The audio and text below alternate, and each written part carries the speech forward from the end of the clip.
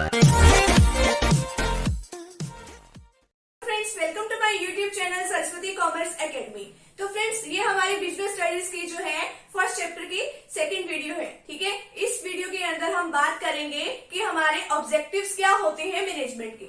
Objective of management जो है आज हम इस वीडियो सेशन में डिस्कस करेंगे। ये हमारा बहुत छोटा सा टॉपिक है, तो आप इस वीडियो को पूरा देखिएगा। ठीक है, और आपका जो एक कंसेप्ट है इसका ऑब्जेक्टिव ऑफ मैनेजमेंट का, ये आपका मतलब कि अच्छे से आपको क्लियर हो जाएगा, अच्छे से आपको समझ में आ जाएगा। तो चलिए अब स्टार्ट करते हैं कि ऑब्जेक्टिव क्या होते हैं हमारे मैनेजमेंट के। ठीक है, तो सबसे पहले तो देखिए मैनेजमेंट क्या होती है। मैनेजमेंट एक प्रोसेस होती है कि जिसके अंदर हमें उसके जो कुछ ना कुछ फंक्शंस जो हमारे होते हैं वो हमें परफॉर्म करने होते हैं। ठीक है, और किस तरीके से परफॉर्म करने हैं, बिल्कुल अफेक्टिव तरीके से, अफेक्टिव मैनर से हमें जो है उसको कंप्लीट करना होता है। ठीक है, जैसे हमें इसमें प्लानिंग करनी पड़ती है, ऑर्गेनाइजिंग करनी पड़ती है, स्टाफिंग करनी पड़ती है, ठीक है, कंट्रोलिंग करनी पड़ती है, डायरेक्टिंग करनी पड़ती है। ठीक है, तो इस तरीके से हमें वो सारे फंक्शन जो है वो हमें पूरे करने होते हैं। ठीक है, तो हमने अपने पिछले वीडियो में क्या सीखा था कि एक तो उसका मीनिंग क्या था। अगर आपको ये वीडियो जो है अच्छे से देखनी है, ठीक है, इसका फुल जो कंसेप्ट आपको क्लियर करना है कि इसका मीनिंग क्या होता है मैनेजमेंट का और कैरेक्टरिस्टिक्स या फिर फीचर्स क्या है, वो आपको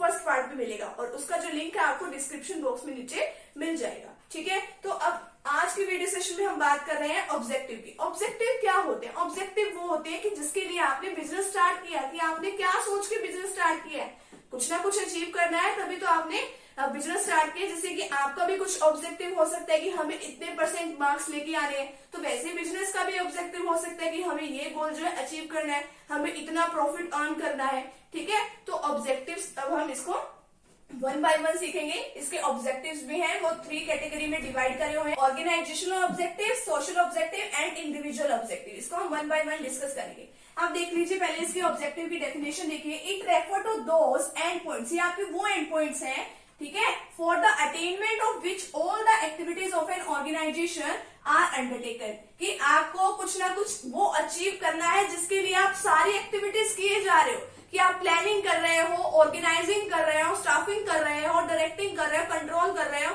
किस लिए कर रहे हो? कि आपको एक ऑब्जेक्टिव जो है अचीव करना है, कि आपको इतना प्रॉफिट अर्न करना है या फिर आपको इतनी सेल करनी है। ठीक है, तो ये आपको कुछ ना कुछ ऑब्जेक्टिव हो सकता है। अब आगे देखिए, ऑब्जेक्टिव को हमने 3 पार्ट्स में कैटेगराइज कर रखा है। सबसे पहले है ऑर्गेनाइजेशनल ऑब्जेक्टिव। ऑर्गेनाइजेशनल ऑब्जेक्टिव जो है वो सबको ध्यान में रख के ही हम डिसाइड करते हैं कि हमारे क्या ऑब्जेक्टिव हो सकते हैं, और इसमें जब हम ऑब्जेक्टिव्स को डिसाइड करते हैं तो हमें इनका ध्यान रखना पड़ता है, जैसे कि ओनर का, कि बिजनेस का और जो ओनर है, ठीक है, और एम्प्लॉय का जो हमारे बिजनेस के अंदर काम कर रहे हैं, कस्टमर का और हमारी गवर्नमेंट का ध्यान में रख के हम अपने ऑब्जेक्टिव बनाते हैं। तो सबसे पहले तो देखिए इसके अंदर क्या आता है, सर्वाइवल। कोई भी बिजनेस है वो लंबे टाइम तक हमारे यहाँ पे टिकना चाहता है ना, कि हाँ भी हम बिजनेस ये सोच के तो नहीं स्टार्ट कर रहे आज हम बिजनेस स्टार्ट कर रहे हैं 2 महीने के बाद हम बंद कर देंगे, ऐसा तो नहीं सोचते ना। ये सोचते हैं कि हमारा बिजनेस लंबे टाइम तक चले। तो सरवाइव कैसे कर सकता है? जितना वो खर्चा कर रहा है उतना तो मैक्सिमम उसको मिलना ही चाहिए ना।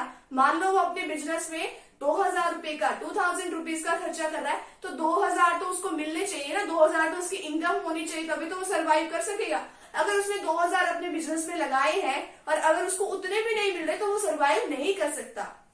ठीक है, तो इस तरीके से हमें अपने ऑब्जेक्टिव बना के चलने हैं कि हम उसमें सरवाइव तो कर सके। फिर जब हम उसमें सरवाइव करने लगेंगे, यानी कि हम उतने मिलने लगेगा हमें उतने, ठीक है, कि जितने हमने खर्चा किया है, तो अब बाद में हम क्या देखेंगे कि हमें प्रॉफिट्स भी होने चाहिए, कि अब हमने 2000 लगाए, कम से कम हमें 2500 तो मिले कम से कम। ठीक है, तो प्रॉफिट देखेंगे। फिर बाद में हम सोचेंगे कि हमारे बिजनेस की ग्रोथ भी होनी चाहिए, कुछ नाम भी होना चाहिए, कुछ रेपुटेशन भी होनी चाहिए। तो जितना हमें प्रॉफिट मिला उसको ये नहीं है कि खर्च कर दो, उसको दोबारा से बिजनेस में इन्वेस्टमेंट कर दो उसकी दोबारा से। ठीक है, तो इस तरीके से हमारे फिर जो है उसकी दोबारा से ग्रोथ होगी। ठीक है, तो इस तरीके से हम अपने ऑर्गेनाइजेशनल ऑब्जेक्टिव को ध्यान में रख के ये सारे काम जो है वो करते हैं, और ये जो ऑब्जेक्टिव्स होते हैं वो सभी को ध्यान में रख के जो है बनाए जाते हैं। फिर बात आती है हमारी सोशल ऑब्जेक्टिव्स की, कि हमारी सोसाइटी को भी हमें ध्यान में रखना पड़ता है। ये नहीं है कि हमें सिर्फ अपनी ऑर्गेनाइजेशन का सोचना है, नहीं, हमें अपनी सोसाइटी का भी सोचना है, हमें प्रोवाइड करनी है। देखो जो भी हमारे जितने भी हमारी सोसाइटी में काम करने वाले लोग होते हैं, हमारा ऑब्जेक्टिव क्या होना चाहिए, हम ज्यादा से ज्यादा लोगों को एम्प्लॉयमेंट जो है अपॉर्चुनिटीज दे सके, यानी कि हम उनको काम पे लगा सके। ठीक है, और सेकंड हो सकता है protecting the environment from pollution. ये नहीं है कि हम एनवायरमेंट है है ये हमारे इसके ऊपर राज चल रहा है कि हम इसको जो मर्जी पोल्यूशन कर दे इसके अंदर, ठीक है। ऐसे नहीं करना है, हमें जितना हमारा एनवायरमेंट क्लीन रहे उतना ही उसको क्लीन रखना है, हमें अपने एनवायरमेंट की भी सुरक्षा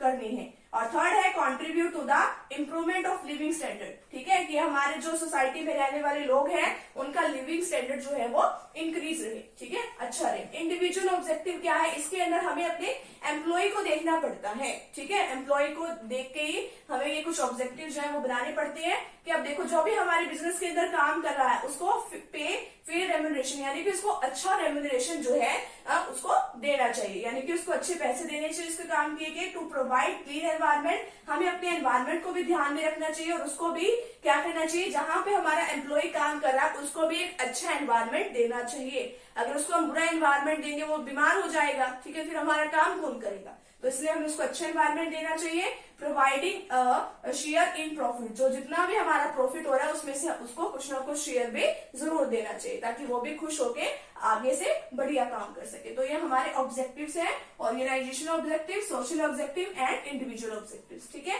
तो ये हमारा आज का पार्ट 2 जो है यहीं पे कंप्लीट होता है। तो मिलते हैं पार्ट 3 के साथ जिसके अंदर हम बात करेंगे इंपॉर्टेंस ऑफ मैनेजमेंट की। तो आप वो भी वीडियो सेशन जरूर देखिएगा, आपको उसका भी लिंक जो है डिस्क्रिप्शन बॉक्स में मिल जाएगा। तो मिलते हैं नेक्स्ट टॉपिक के साथ या नेक्स्ट वीडियो के साथ। Thank you very much.